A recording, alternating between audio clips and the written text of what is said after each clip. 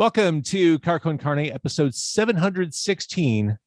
I'm James Van Oswald. This episode rolling out on a Wednesday night. Tomorrow morning is Thursday morning, Thursday, March 24th. Join me bright and early as we unveil the Ravinia 2022 lineup with an episode recorded right on the grounds of Ravinia Festival in Highland Park. Super cool stuff. That's tomorrow morning. Super cool stuff happening right now. The band is Damager. They are a three-piece. We have two-thirds of Damager tonight. We have Dan and Garrison on. The new album is Best Team, or new release is Best Team in Baseball. It came out a handful of months ago. Gentlemen, nice to see you.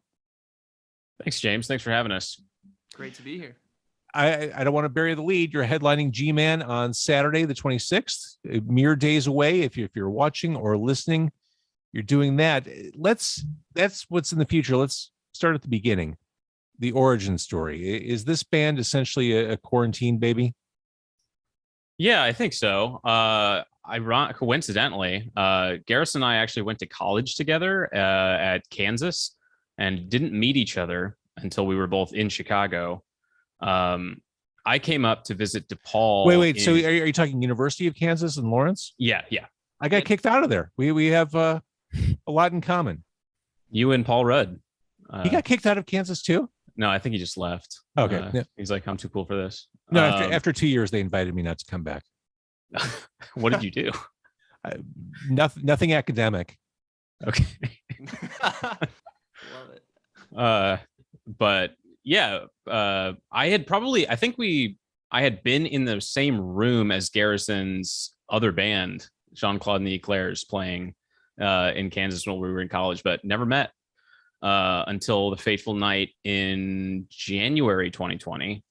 I came up to visit DePaul for pursuing their grad program in film directing, and stayed with a friend of mine who worked with Garrison at the time, and he introduced me. He's like, you guys both went to KU, and we started talking about music then. I don't know, what do you remember from that, Garrison? Yeah, it was crazy. I mean, we met at Nisei Lounge, so shout out to Nisei Lounge for setting us up. But yeah, it was just a great conversation, and immediately found that there was someone who I could like collaborate with and understand from a musical perspective, but also just personally. So shout out to Dan for being an incredibly creative person. But yeah, we just were talking about the things that we were interested in, and it just kind of clicked, right? So decided that, after he, I guess, committed to DePaul, that we would start something, and definitely loved all the music that he was creating then. I think Dan is probably one of the most prolific songwriters I've ever met. I've played in a band for a while where we have put out 10 songs, and Dan has put out at least 100 songs in the matter of years. So something really special there. Just about the amount of creative content someone can create. That's pretty amazing. Do you really write that much?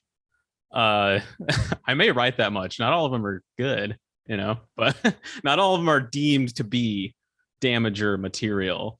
But I have hidden projects and things that that go under the radar. So because that does sound prolific. How do you catalog this stuff as you go? Do you have a notebook in your back pocket? Are you voice noting on your phone? What are you doing? I'll just sit at this computer and just I'll start with a riff, and I'll arrange and build a song as I'm recording it. Essentially, I'm not a sort of traditional do the demo with my acoustic and I've got the whole song and then build it later. It's more oh, this is a cool riff. What's going to happen if I just keep doing this? If I keep messing with this, and I could add a synth line here, and then the synth line becomes a thing, and just kind of all tumbles out from that. Although lately writing new Damager material has been a little bit more traditional, working with Garrison and Adam White, our drummer, who couldn't be on this call, unfortunately, but these guys really inspiring me to write more stuff and giving me new ideas. So I'll be at home and it'll have a same kind of process where I'll start with maybe the riff or a progression or something and kind of write out from there. But they've been helping me build songs in a more complete, full sense, as a band. So things started to click at the beginning of 2020.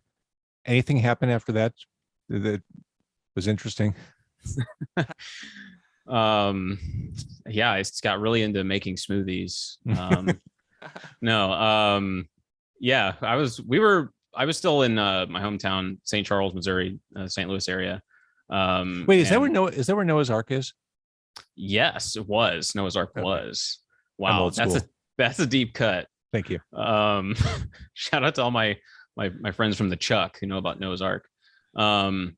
Yeah, we were like sending music back and forth over the course of the summer. And yeah, by the time I showed up in August, sort of like every now and then would chat about like doing our project together and work on some stuff here and there, and started writing songs for the Damager project at that point, and went through a few, like actually some like other styles. Like I was really into like trying to write post-punk music at the very beginning, and or like new wavy stuff, because I'm like really into Joy Division and Depeche Mode and things like that. Who isn't? Right. Happy people. Well, you're talking to a guy who spent his Monday night at Gary Newman this week. How was that? Amazing. Love Gary. Amazing. He's going to outlive all of us.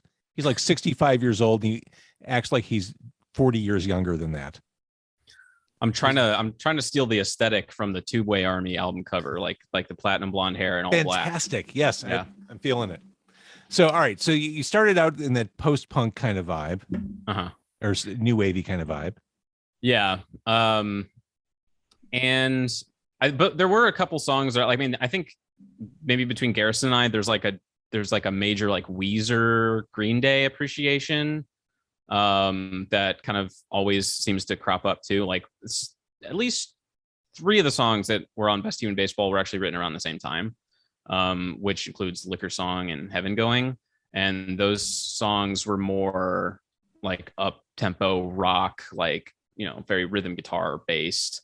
And so we've kind of continued more towards that direction. And also we're trying to be a 4-piece for a while, and then it was sort of got a little too hard to schedule and get a second guitarist. And then there was one day where we were practicing and just like, being a 3-piece is fun. Maybe we should just do this. Which I think Gary enjoys. Yeah, as a bassist, being in a 3-piece is so much more like, I don't know, elevating, because you get to play some more of like the counter melodies versus like playing in like a 4-piece or even a 5-piece, playing in some like funkier bands where there's just like 6 other people jamming. Like you just really lay down like the heart of the track and keep the beat. But when you're playing in a 3-piece, you have opportunity to like do some like bass solo stuff or some more riffing, and just super creative and fun. And like playing live with Damager has been like a huge blast for me. That's a great perspective. And I do hear, I mean, to your point about Green Day and Weezer, I mean, this is garagey. This feels raw, almost kind of ramshackle in parts, and that's very appealing to me. That's kind of what I like about Damager music. Yeah. Well, the record was all like stuff I engineered at home and mixed. And then our good friend Ryan Pollock mastered it. I think going forward, the intention is to like open it up a little bit more and try to more, I don't know, produce it a little bit more. Like there is like something that appeals to me is like trying to only write parts that we know we can play live. There's something kind of like to the simplicity of sort of classic punk, or even post-punk revival bands like the Strokes or something, that it's just like they write stuff that they can play, or at least at the beginning they did, stuff they can play on stage, which I always liked. I didn't want to put too many like synth parts in there and things that I knew I wouldn't. There was never an idea to have a synth player or anything, so it's kind of driving the songwriting and then also the production. So yeah. Here's some songs about drinking is the way you frame these songs. The song Designated Hitter. Now this doesn't sound like a song about baseball. This sounds like a cry for help. It's funny because that's what Garrison says when I send him demos. Are you okay, dude? I think that's really? Yeah. He's like, I think it was the song Tired Bad was like one of the first ones post like the original crop of songs that I sent him, and he said, I think that exact sentence, like, "Are you? This is really good. Are you okay?" I don't know. I thought we said we weren't going to get into my neuroses, James. Well, this is indirect. I'm as calm as ever. I'm as cold as ice. I'm shuddering in the darkness of daytime. Dan, I want to give you a hug. Well, virtual hug. Uh-huh. Yeah. Things are going better now, I'm doing okay. Good. We had a rough couple years. Yeah. I mean, the winters are tough. A lot of songs get written in the winter. Mm-hmm. So we'll say that. But yeah, also designated hitter. I thought for me, it was actually funnier as like the idea of like, you might call a song a hitter, like this is hitting. Like I'm like, this is this song is designated hitter. Like this is a good song. I think that's the double entendre. Like it's like a triple entendre almost. It is. Most bands settle for a single entendre, like boobs or whatever. I mean, you really you work all the angles. And I will say that there's a literary quality. I Am Made of Solid Gold. Not your everyday lyrical references on that. Yeah. Rimbaud and Verlaine. Yeah. I mean, I don't hear the Strokes doing that. No, but all the Strokes influences television and the Stooges and fair. Patti Smith. But so I took a little bit from that. I sat down and read Rimbaud, like Season in Hell, like specifically like where are some good lyrics in here? Because I'm like, this is what the classic punks did, right? Absolutely. That and also like I think Titus Andronicus is another band that like is a shared like huge favorite of ours. And I've always admired how Patrick Sickles writes with these like lofty sort of vocabulary and allusions. And I think he's said in the past that like the name Titus Andronicus was like intended to make them sound smart. It worked, even though he certainly is a smart guy, right? I bought it. You mentioned Liquor Song. Now, since you're not a Chicago native, have you fallen prey to the siren song of Malort as the local spirit of choice? I love it. I love Malort and Old Style. Give me a Chicago handshake any day. I think the opening line of the song that the newest song that we've been playing live, which you can see at Gman Tavern on March 26th. Well done. Is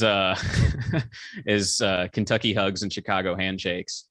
Wait, what's a Kentucky hug? A Kentucky hug is that feeling in your chest when you drink whiskey, the warmth. That's something I learned through bourbon culture, and bourbon YouTube. Kentucky hug and Chicago handshakes. Yeah. G-Man Saturday night. Yeah, you can find both of those things at Gman Tavern. So I mean, this is all things considered, a fairly newly minted band, but it seems like this is full speed ahead. Lately, you guys are clicking. You figured out who you are and what you want to do. Yeah, I mean, I think there's a determination. I mean, Gary certainly has a lot of stage experience and is a very smart artist. And I think for me, I write a billion songs. So we've already got two of the artist pieces down, and Adam is our rock. He's the Scorpion, as we've taken to calling him because he's so cool.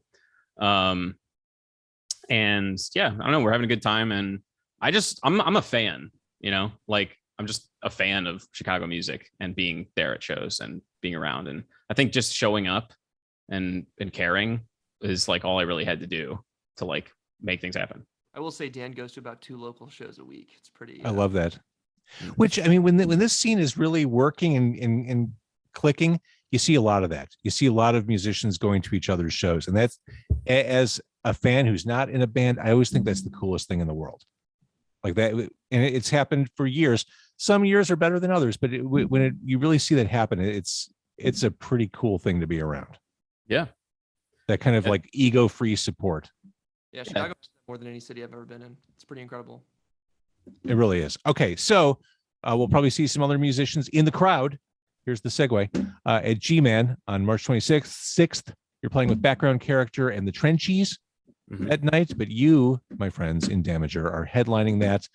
We can hear your music everywhere. We can support you by paying for it. We can go to Bandcamp and listen.